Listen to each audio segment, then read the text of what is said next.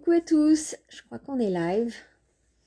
Ça me fait plaisir de vous retrouver en live pour discuter de quelque chose que j'adore, c'est enseigner les formations en connexion animale par le Reiki. Ça y est, je vois que vous arrivez. Coucou à tous, je crois que c'est Laetitia. Coucou Laetitia, j'espère que tu vas bien. Alors, je vais vous laisser quelques instants pour que Insta vous prévienne et puis ensuite on va commencer. Donc, je vais vous décrire la formation, à quoi vous attendre, et puis c'est pour qui, et puis bien sûr, n'hésitez pas à poser vos questions parce que souvent il y a des confusions avec la communication animale, etc. Je vais en parler. Comme ça, voilà, ce sera clair pour tout le monde. Donc voilà, surtout n'hésitez pas à me poser vos questions et même pour celles et ceux qui regardent en replay, vous pouvez me contacter en privé ou mettre vos questions en commentaire. Et puis bien sûr, j'y répondrai avec plaisir. Voilà, alors, donc, la formation en connexion animale par le Reiki revient cette année en France. Là, j'ai 2 formations ici au Canada dans les semaines qui viennent.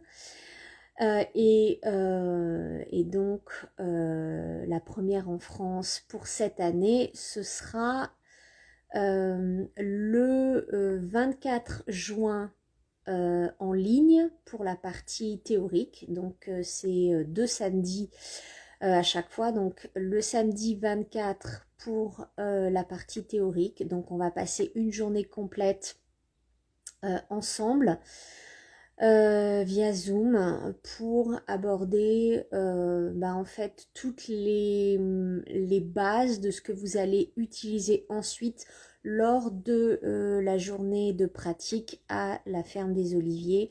Donc c'est vraiment tout ce qui est valeur du Reiki, les différentes pratiques, approches, méditation. Le Reiki que j'enseigne est très basé sur le Reiki traditionnel japonais, c'est-à-dire basé sur la méditation, moins sur l'approche avec le toucher avec les mains. Même s'il a sa place avec les animaux, mais moins que, on va dire, le Reiki Usui, on va dire occidental, parce que j'ai été formée aux deux en fait, hein, voire à plusieurs autres types de Reiki aussi. Donc en fait, je viens vraiment vous partager l'approche qui est la plus je trouve adéquate avec en fait les animaux, parce que les animaux, la différence pour moi en tout cas majeure avec entre le Reiki pour les humains et le Reiki avec les animaux, c'est que les humains ils viennent vers nous déjà avec une approche d'être dans un processus de libération, de guérison, etc. Alors que les animaux, en fait, eux, ils font leur vie et c'est nous qui allons les approcher pour un soin. Donc, en fait, on voit que c'est vraiment complètement différent comme approche de base. En fait, le postulat de base est différent. Donc, en fait, le Reiki pour les animaux va s'adapter à ça et c'est notamment ce dont je parle dans mon post d'aujourd'hui sur le consentement de l'animal qui fait partie des différents piliers en fait qu'on voit dans la formation. Et ça c'est vraiment essentiel d'avoir le consentement de l'animal. Quand on fait un soin, on va pas se pointer comme ça et puis faire un soin à l'animal. Ça demande toute une approche préliminaire en fait pour que l'animal soit bien et on va dire rentre dans le soin. En général, ça prend quand même, je dirais, 10, 15, 20 minutes en début de soin à chaque fois. Après, ça peut aller plus vite lorsque l'animal vous connaît, mais en général, voilà, il y a quand même une partie préliminaire aux soins où il y a toute une approche pour en fait être en confiance, que l'animal ait confiance et qu'il ait posé son choix aussi. Donc le deuxième jour, on va vraiment aborder, donc ça, on l'aborde essentiellement lors de la journée pratique, où là, on va voir avec les différents animaux, en fait, quelles sont leurs réponses aux soins, ce que vous pouvez observer, les différents comportements, donc au niveau visuel, mais aussi ce que vous pouvez ressentir. Et comme à la ferme des Oliviers, eh bien, il y a énormément d'animaux, ça va être le paradis sur Terre. En tout cas, pour moi, c'est le paradis manifesté parce que c'est vraiment un endroit euh, incroyable. Je le dis et je le répète, mais pour avoir fait visiter de nombreux sanctuaires, refuges animaliers, et chacun a vraiment sa particularité, hein, ça c'est clair. Et en fait, chacun a quelque chose que j'adore. Et pour la ferme des Oliviers, pour moi, c'est la vibration du lieu qui est phénoménale, en fait. C'est d'une beauté, en plus. C'est vraiment... voilà, c'est vraiment à expérimenter pour... et à chaque fois, en fait, les personnes qui viennent me font toujours la remarque que c'est vraiment un lieu incroyable, quoi. C'est de par les différents animaux, parce que vraiment, la ferme des Oliviers accueille des animaux qu'on voit pas tous les jours. Je me rappelle d'une fois, on pratiquait, euh, je sais même plus, je crois que c'était où on marchait, on faisait une marche silencieuse, je sais plus. Et puis, en fait, au détour d'un chemin, on s'est trouvé face à face. Alors, je sais plus si c'est un dromadaire ou un chameau qui, en fait, vit en liberté.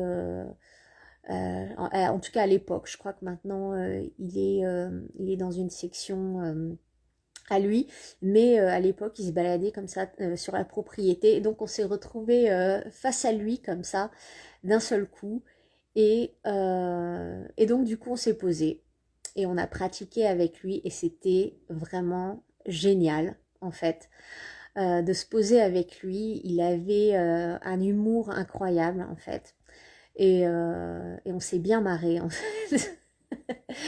On s'est bien marré, c'était vraiment un chouette soin en fait avec lui. Donc il y a toujours des surprises en fonction des animaux qu'il y a. Et puis il y a aussi une partie qui n'est pas accessible au public, qui est dédiée à la faune sauvage.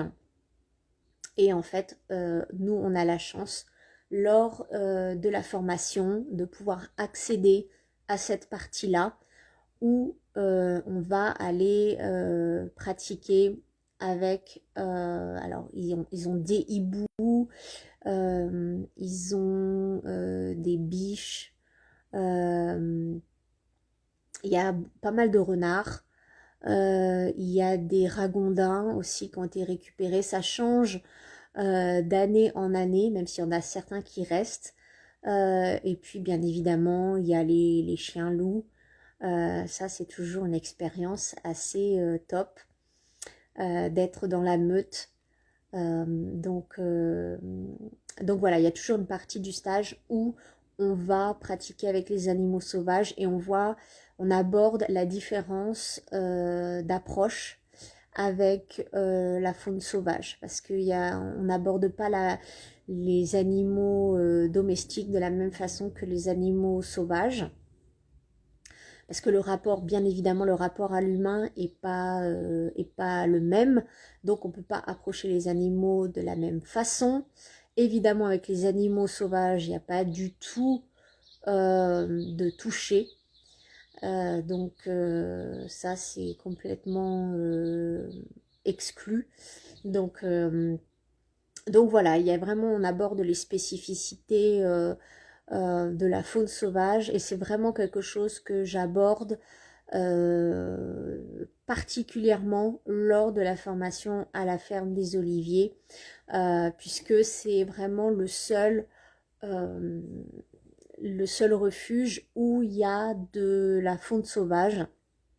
Donc, je l'aborde un peu moins en profondeur parce qu'on ne peut pas nécessairement pratiquer lors des autres stages. Mais à la ferme des Oliviers, c'est quelque chose qu'on peut faire. Donc, donc, évidemment, on en profite. Voilà. Alors, il n'y a pas de questions, donc c'est top. Dites-moi si vous avez aussi lu le descriptif de la formation. Est-ce que par rapport à... Et d'ailleurs, le lien est dans ma bio. Hein, est-ce qu'il y a des questions, des questionnements déjà par rapport rien qu'au descriptif de la formation? Surtout, n'hésitez pas, ce live est fait pour ça. Alors, je vais aborder les questions que je reçois assez régulièrement pour la formation. La première étant que, en fait, est-ce que c'est de la communication animale? C'est quoi exactement en fait? Et c'est quoi la différence avec le Reiki animal? Donc, c'est pas toujours très clair de prime abord, on va dire, ce que je peux comprendre, parce que ce sont des approches qui ont pas mal de choses en commun. Mais pour pratiquer les deux, je peux vous dire que on va dire que la posture, pour moi, est radicalement différente. Et je vois aussi avec les clients qui viennent me voir qui en fait s'attendent à certaines choses avec de la communication ou s'attendent à certaines choses avec le Reiki animal et souvent en fait pour le grand public en fait c'est un petit peu confus, c'est un petit peu la même chose. Donc là en fait pour la formation de connexion animale par le Reiki, en fait, je l'ai appelé comme ça parce que l'approche, en fait, est vraiment une approche de centrage sur soi. Donc, et d'ailleurs, je repense à l'année dernière, j'ai quelques personnes qui m'avaient dit en début de formation, en fait, qui me disaient, mais en fait, c'est pareil que la communication animale, en tout cas en début de formation, parce qu'après, lors de la pratique, c'est pas pareil. Mais des personnes me disaient, mais c'est ce que j'ai appris en communication animale, etc. Donc il y a des choses qui peuvent être similaires, en tout cas, surtout si vous avez été formé en communication animale. Mais en fait, les buts de ces deux pratiques, en fait, sont différents. C'est-à-dire que la communication animale, ça a pour but de, on va dire, émettre de l'information et recevoir de l'information, ce qui n'est absolument pas le cas en Reiki animal. Le Reiki animal, on est plutôt dans une pratique de conscience de soi et de conscience de son énergie pour en fait rentrer en connexion avec l'animal, mais ça va au-delà du partage de l'information. En fait, je dirais même ça va plus en profondeur parce que on est vraiment dans un profond lâcher prise. Et c'est d'ailleurs la partie en fait de la pratique qui est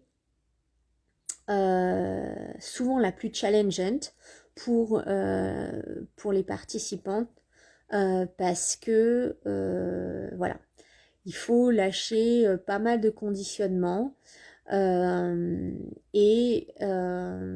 voilà, si on est formé à la communication animale, ça demande de lâcher prise par rapport à recevoir des informations en fait, parce qu'encore une fois c'est pas du tout le but de la pratique, mais les deux sont tout à fait complémentaires et ça s'exclut pas non plus, c'est-à-dire que moi ça m'arrive très régulièrement de recevoir des informations lors de soins énergétiques, mais voilà, je suis comment dire, en soins, il y a vraiment, et même d'ailleurs en communication animale, il y a vraiment un dialogue qui se fait avec l'information qui est reçue, parce que je me suis aperçue, alors là c'est vraiment une petite parenthèse communication animale, parce que j'ai plus de 10 ans d'expérience, même plus que ça, hein, parce qu'avant de me lancer professionnellement, je faisais ça aussi. Mais en communication animale, avoir beaucoup d'informations, c'est pas nécessairement aidant pour l'animal. Donc j'ai vraiment appris, ça fait plutôt référence à de la communication quantique, d'avoir un dialogue avec l'information pour vraiment en fait extraire ce qui est juste à transmettre à la personne. Voilà, donc ça c'est la petite parenthèse communication animale. Mais en Reiki animal que j'enseigne, eh bien, on est vraiment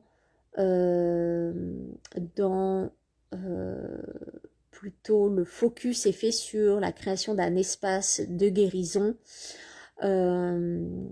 Et là-dedans, en fait, il se passe beaucoup de choses et ça va, personnellement, je trouve que ça va au-delà de la communication animale. C'est pour ça qu'il y a certaines personnes qui viennent me voir et qui veulent une approche de communication animale et c'est pas toujours la meilleure approche en fonction de la problématique de l'animal. Alors des fois on peut faire les deux, mais ça m'est arrivé à plusieurs reprises de recommander plutôt un soin parce que ça va être plus aidant que la communication animale. En fait, c'est pas les mêmes choses qui vont se passer du tout en soins plutôt qu'en communication animale. Alors après, moi j'ai eu des communications animales où en fait il y a eu un changement important chez l'animal. Et j'ai fait des soins où il y a eu des changements aussi. Donc on n'est pas du tout dans la comparaison, encore une fois, de la performance des choses, parce que c'est pas du tout ça. C'est plutôt que chaque pratique est vraiment complémentaire et ne va pas apporter les mêmes choses. Donc voilà, donc on fait vraiment ce point-là au niveau de la formation. Et très vite, en fait, au niveau des pratiques qui sont enseignées, on voit vraiment qu'on va pas vraiment dans la même direction que la communication animale.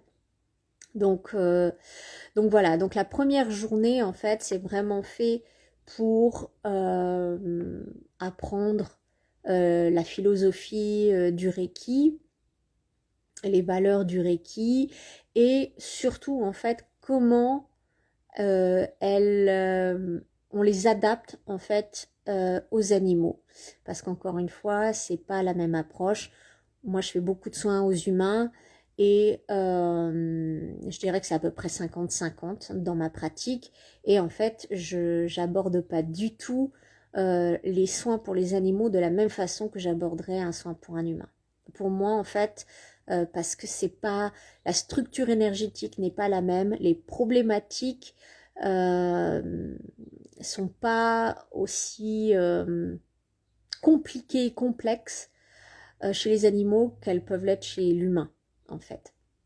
Donc Donc voilà, il y a vraiment, ça je l'aborde aussi lors de la formation, on parle vraiment des différences entre soins à l'animal et soins à la personne, qu'est-ce qui fait fondamentalement les différences. Donc il y a une partie, surtout le deuxième jour, où on va voir ça. On va voir aussi très brièvement comment faire un soin à la personne. Pourquoi en fait ça fait partie de la formation, parce qu'en fait la formation elle est évidemment axée sur les soins aux animaux, mais en fait j'aborde ça parce que euh, je trouve que c'est important que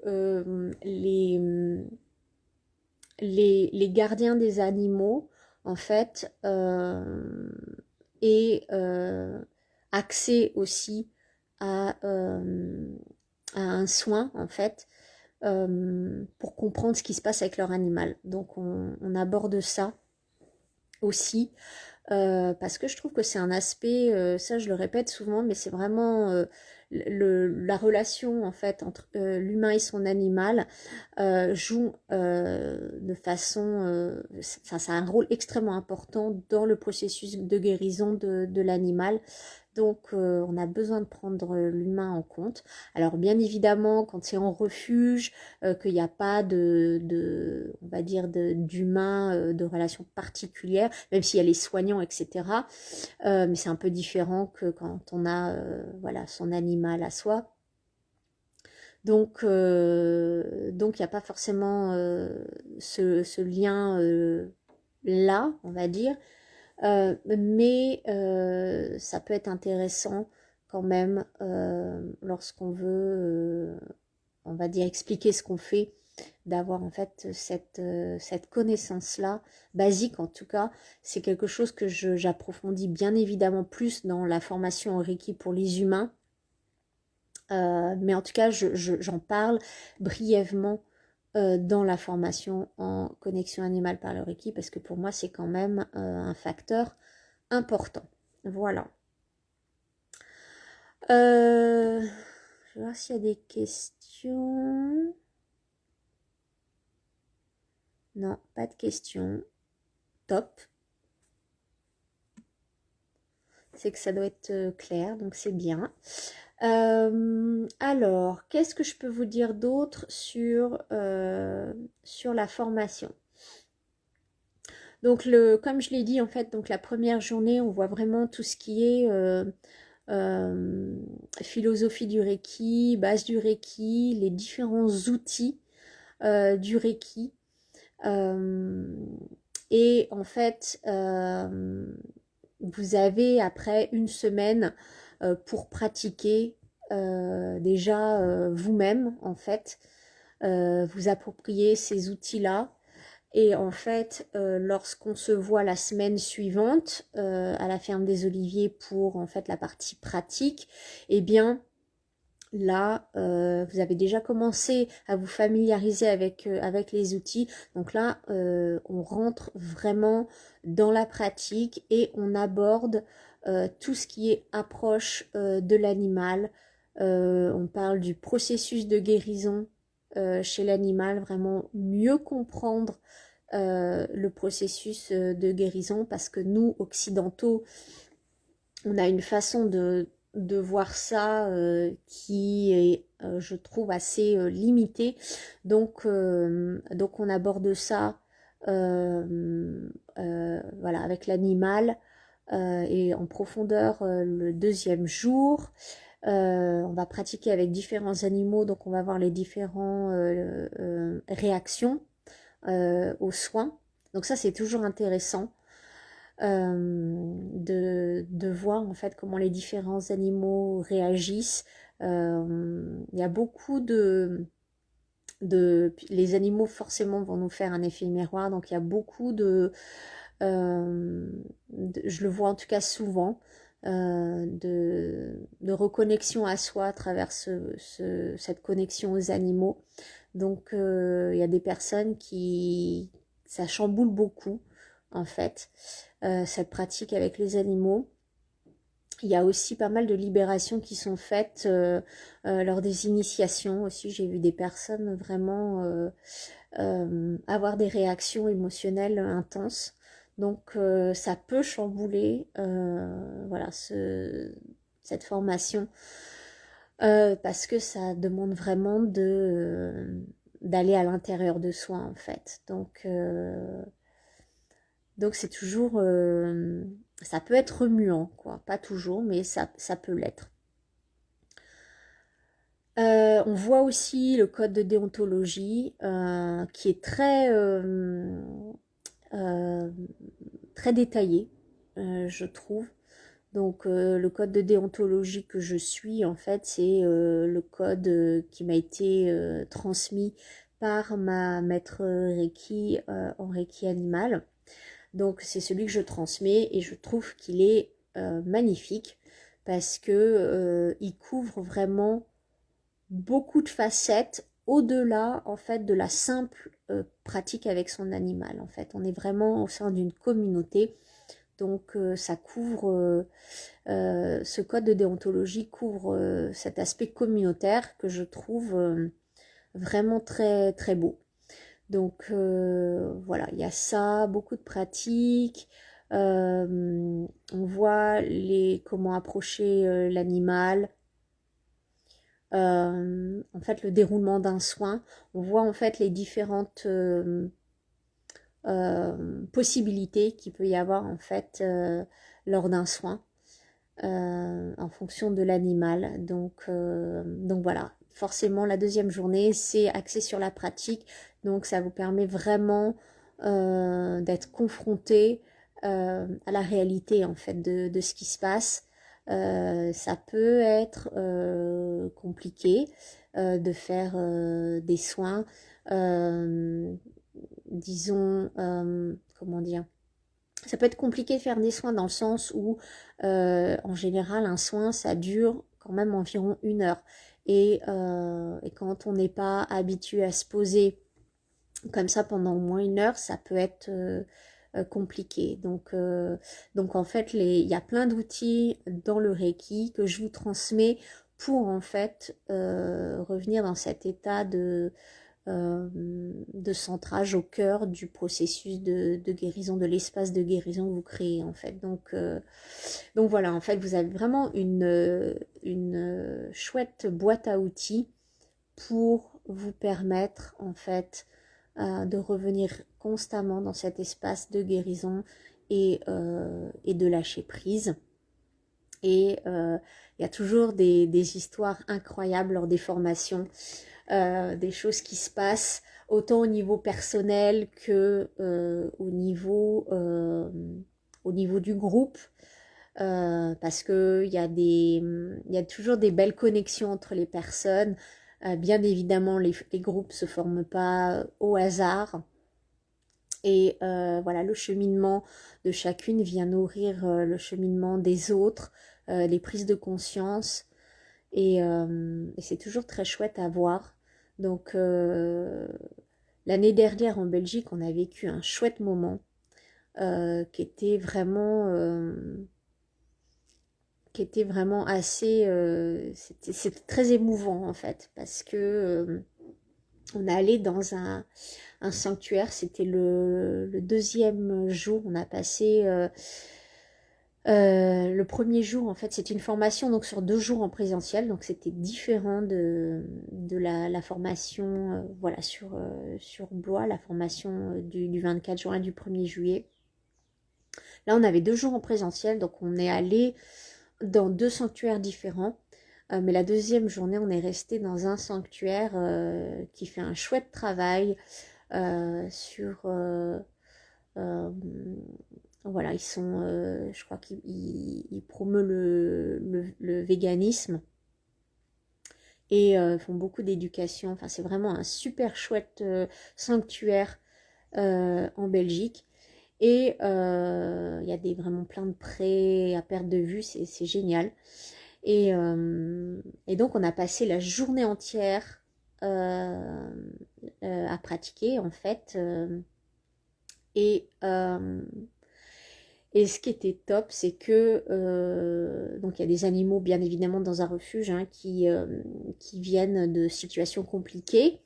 Et il y a notamment, en fait, ils ont une partie où il y a des chevaux en pension, donc des chevaux qui appartiennent à des personnes qui font pas partie du refuge en fait. Hein. Donc, donc il y a cette partie pension là. Et, et en fait, en fin de journée, on revenait d'une pratique avec les vaches. Et il y a une personne qui était en pleurs avec son cheval. Et, et la personne nous a expliqué que son cheval avait des soucis, enfin, elle avait du mal à avoir une relation avec lui, où il était nerveux, je sais plus trop, mais il y avait en fait une problématique avec ce cheval. Et cette personne-là était en pleurs quand on est passé à côté d'elle. Et elle voulait nous remercier du fond du cœur parce que c'était la première fois que son cheval, en fait, était calme, était posé. Elle en revenait pas, en fait. Et la chose qui était incroyable, c'est que en fait, on n'a pas du tout pratiqué avec ce cheval-là, en fait. Donc, de la journée.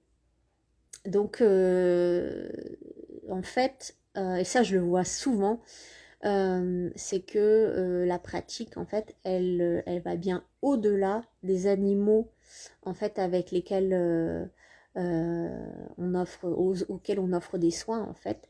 Et là, en fait, il y avait des animaux du refuge, en fait, qui avaient connecté avec l'espace de guérison qu'on avait créé pour d'autres animaux, en fait.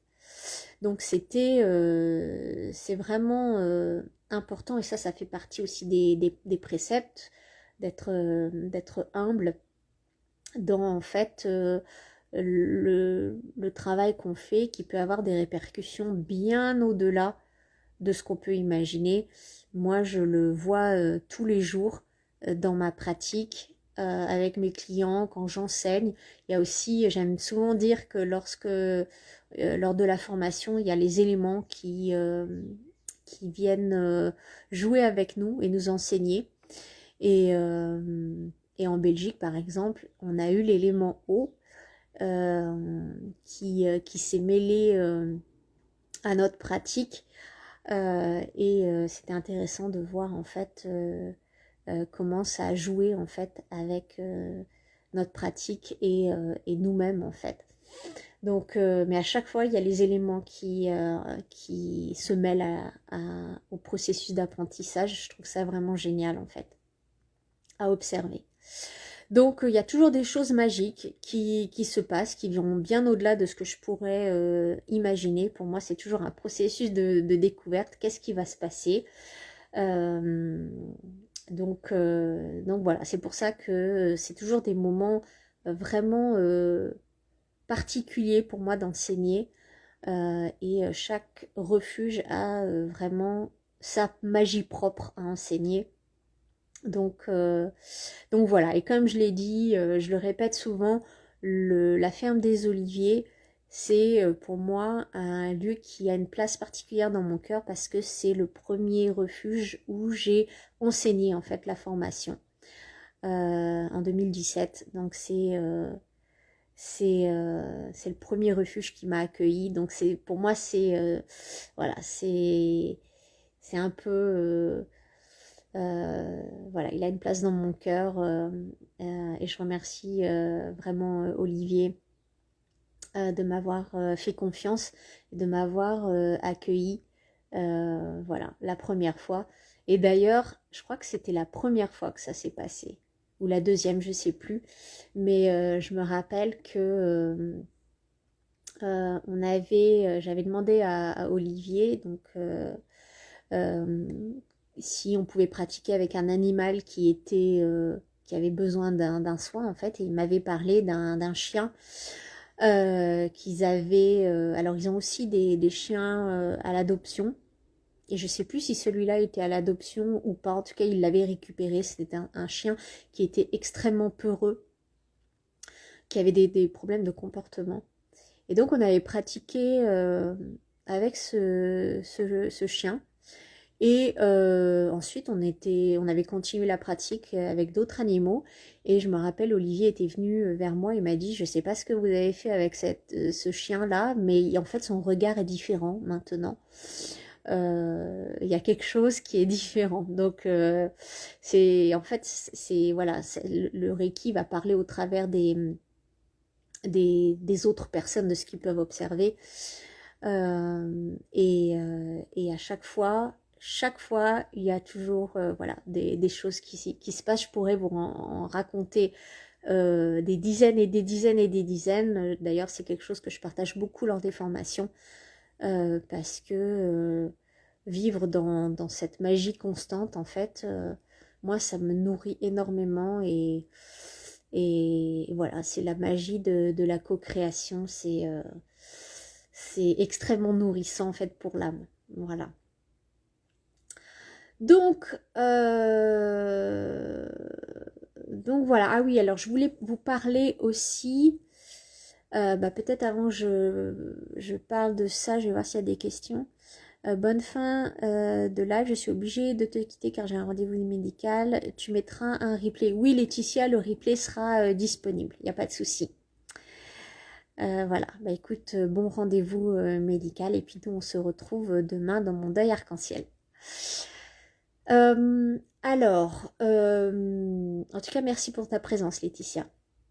Donc je voulais vous parler aussi de commentaires que je reçois assez souvent de personnes qui ont une appréhension par rapport au fait qu'elles ressentent rien, voilà, il n'y a pas du tout de ressenti, il n'y a pas du tout de magnétisme, il n'y a pas du tout de...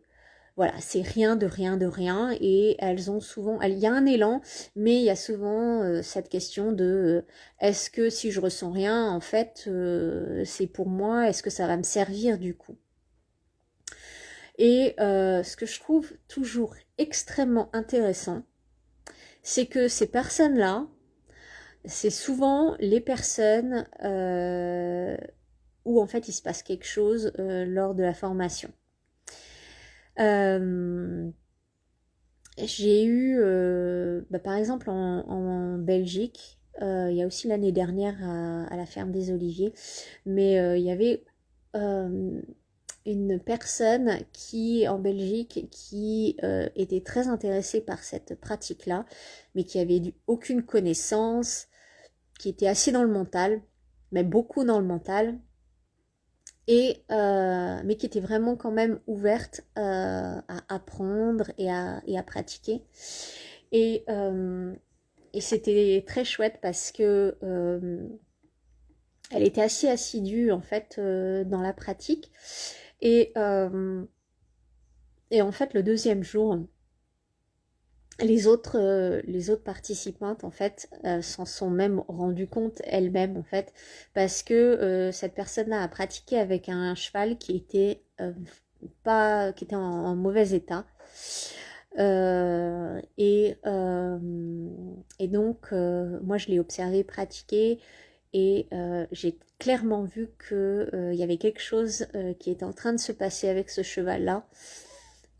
Parce que il s'est vraiment mis en état de réceptivité et on voyait que ce cheval était vraiment ailleurs hein. En fait il était complètement détendu et enfin c'était palpable, c'était clairement palpable et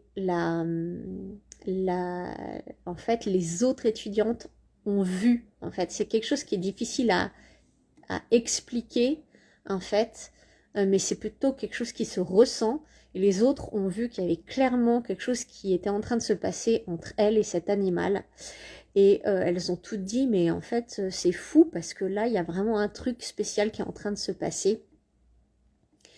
Et elles l'ont vu de leurs propres yeux, en fait. Et la personne, après, quand elle a entendu, en fait, les autres lui dire bien, ce qu'elles avaient vu, ce qu'elles avaient ressenti. Elle était assez surprise en fait d'avoir co-créé quelque chose d'aussi puissant en fait avec cet animal-là. Et ça, c'est souvent que je le vois. En fait, quand on a vraiment des a priori par rapport à ses capacités, etc., en fait, moi je dis toujours, en fait, il faut commencer quelque part, hein, surtout s'il y a un élan, il faut commencer quelque part. Et c'est avec la pratique, en fait, que tout ça, ça va se dénouer. Donc, s'il y a un élan, même s'il n'y a aucun ressenti, en fait, c'est l'élan qui est le plus important pour moi, qui est un appel de l'âme. Et donc, c'est la co-création avec les animaux en fait qui va venir révéler tout ça. Et il y a une chose similaire qui s'est passée l'année dernière à la ferme des Oliviers aussi, une personne qui était pas mal dans le mental. Je dirais encore même plus hein, que la personne en Belgique qui était vraiment qui se refusait en fait même de s'ouvrir. Et elle a eu des ressentis euh, en fait très, très clairs. Hein. Donc ça, c'est vraiment très chouette de voir en fait comment ça peut se dénouer très très vite en fait avec l'aide des animaux.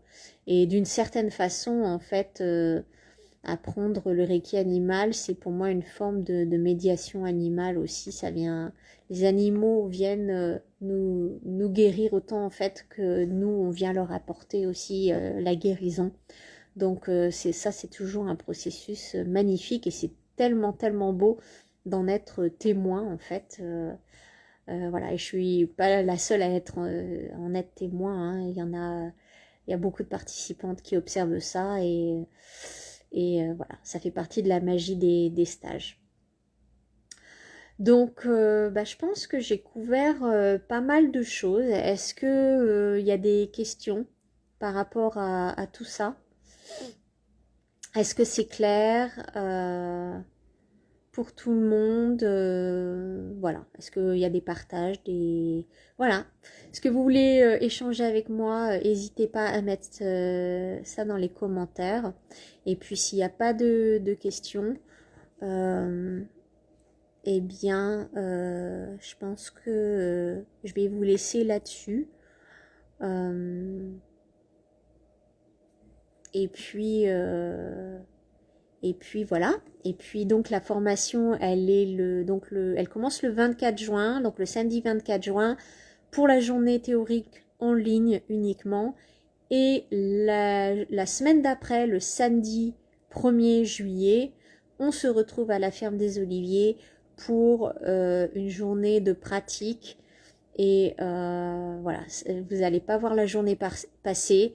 Il y a tellement, tellement de choses qui se passent en fait, et tellement de partage qu'en fait la journée passe en un claquement de doigts. On a toujours envie de rester en fait à la fin, de faire durer le plaisir parce que moi j'ai toujours du mal à partir après parce qu'on est tellement, tellement bien.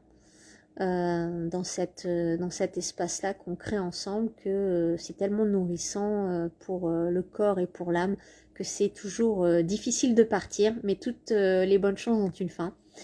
Et puis après, bien évidemment, c'est le début en fait qui commence vraiment, c'est après la formation, hein, où là en fait, c'est vraiment pratiquer, pratiquer, pratiquer. Pour affiner en fait ce que vous avez appris lors de la formation.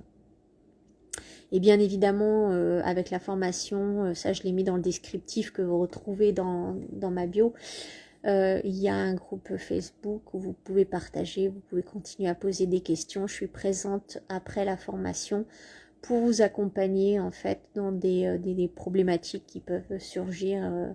Le groupe Facebook est fait pour ça. Donc vous n'êtes pas lâché dans la nature après la formation. Voilà, je reste toujours présente pour vous accompagner. Alors ça, c'est le niveau Shoden et je travaille actuellement à la préparation du niveau 2. J'espère cette année. Donc je vais faire de mon mieux en tout cas pour le niveau 2 où on va encore plus loin dans la pratique avec les animaux. Voilà. Sur ce, je vous souhaite une belle fin de journée. Chez moi ici, c'est plutôt la matinée. Donc, je vous dis à très bientôt. Et puis, j'espère vous retrouver lors de la formation à la ferme des Oliviers. Et puis, le 24 pour la partie théorique. Voilà. Je vous dis à très bientôt. Ciao, ciao.